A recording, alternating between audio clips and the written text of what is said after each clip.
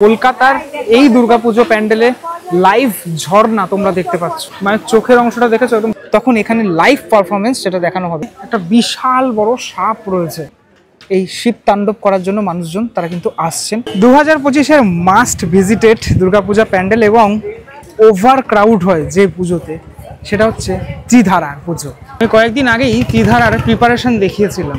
এবারের ভাবনা চলো ফিরি। একদম ওপরে রয়েছেন নন্দী মহারাজ।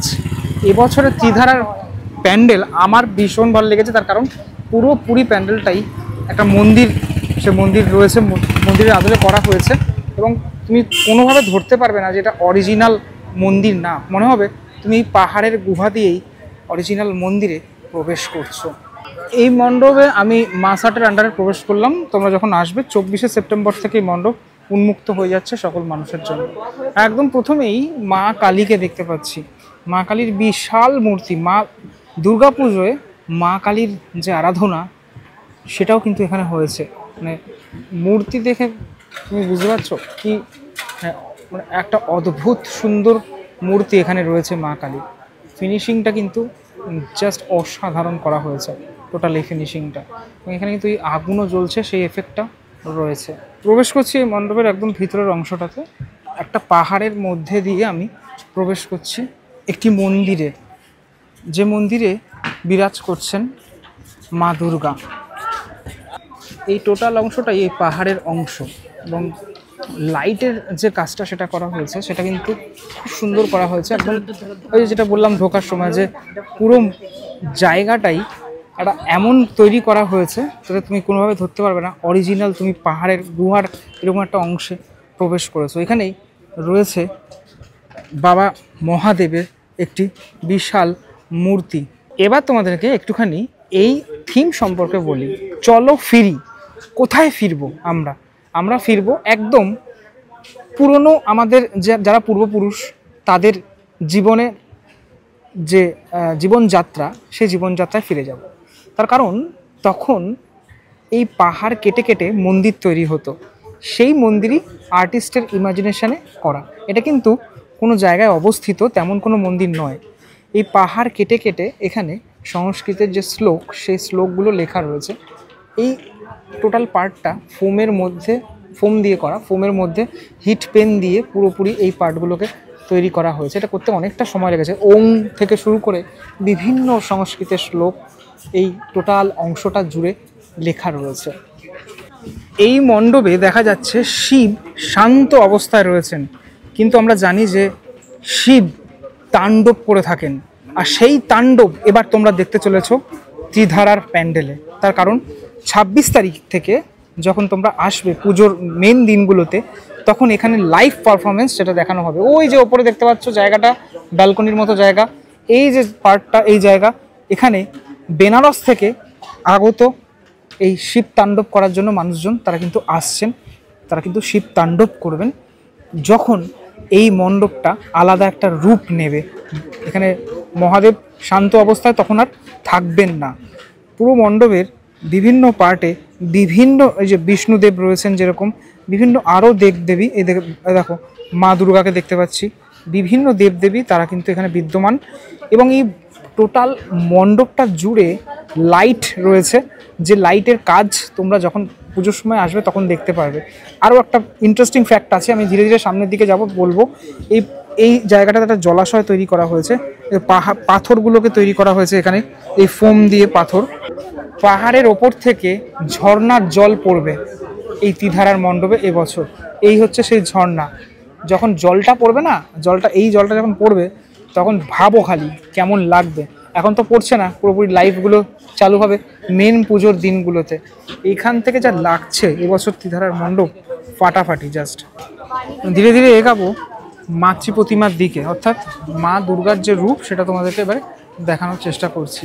তুমি রূপ দেখলেই কোনোভাবে ধরতে পারবে না যে এটা মানে পাথরের তৈরি মূর্তি নাকি, সেটা কিন্তু ধরতে পারবে না কোনোভাবে, এমনভাবে তৈরি করা হয়েছে। আগেকার দিনে কি হতো, এই পাহাড় কেটে পাথর কেটে এরকম যে মূর্তি সেটা কিন্তু তৈরি হতো। এখানে খানিকটা জল পড়ছে এখন, দেখো তোমাদেরকে খুব সেই দৃশ্য তোমাদেরকে দেখাচ্ছি।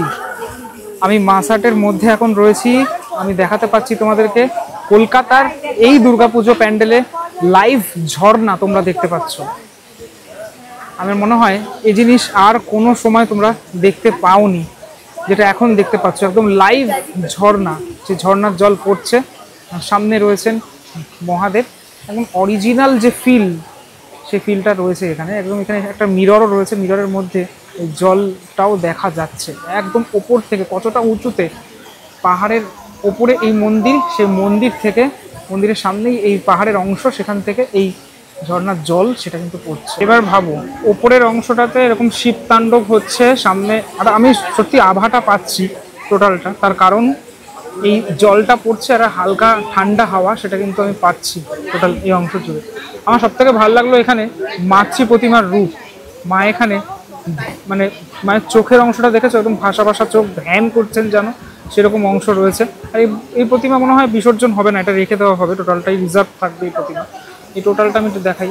এই সামনে থেকে এই পাহাড় কেটে যে মন্দিরটি তৈরি করা হয়েছে, পুরো মন্দিরের যে গায়ের দেওয়ালগুলোতে টোটালটাই এই খোদাই করা যে দেবদেবীর মূর্তি, সেই দেবদেবীর মূর্তি রয়েছে। ওপরে মহাদেবের যে ডমরু রয়েছে। আমরা যে কোনো ধামে গেলে যেরকম বিষয়গুলো দেখে থাকি, সেই ব্যাপারগুলোই দেখতে চলেছি এবছর ত্রিধারার মণ্ডপে। এটা কিন্তু অনেকটা উঁচুই, ওপরে একটি ধ্বজাও রয়েছে। ওপরের পার্টগুলোতে ত্রিশূলও রয়েছে টোটাল। মা দুর্গা তো সুন্দর, এই মা দুর্গা তো দারুণ রূপে সেজে উঠেছেন, এবং তার সাথে সাথে এখানে ছোট্ট মা দুর্গা রয়েছেন, যাকে পুজো করা হবে। এই মা দুর্গার পুজো হবে, এবং থিমের কারণেই এই মা দুর্গা এখানে রয়েছেন। টোটালটাই মনে হচ্ছে পাথরের তৈরি, ঠিক আছে, এমন একটা ফিনিশিং টাচ সেটা কিন্তু দেওয়া হয়েছে। প্রত্যেকটা জিনিস, এই মাটির প্রত্যেকটা জিনিস এখানে, এটা মনে হয় ফাইবারের প্রতিমা মনে হচ্ছে, এটা আমি শিওর নই। ওই মুকুটের অংশ থেকে শুরু করে প্রত্যেকটা জিনিস কিন্তু এখানে দারুণভাবে তৈরি করা হয়েছে। পুরোটাই এখানে দেখো, মানে সিংহকে দেখো আর অসুরকে দেখো, অন্য রকমভাবে কিন্তু রয়েছে। এবং মা দুর্গার সাথে সাথে এখানে গণেশ, লক্ষ্মী, কার্তিক, সরস্বতী সবাই সেজে উঠেছেন এই সমান রূপে। পিছনের চালচিত্রের অংশটা, সেই চালচিত্রের অংশেও যে বিভিন্ন দেবদেবী, সে দেবদেবীকে দেখা যাচ্ছে।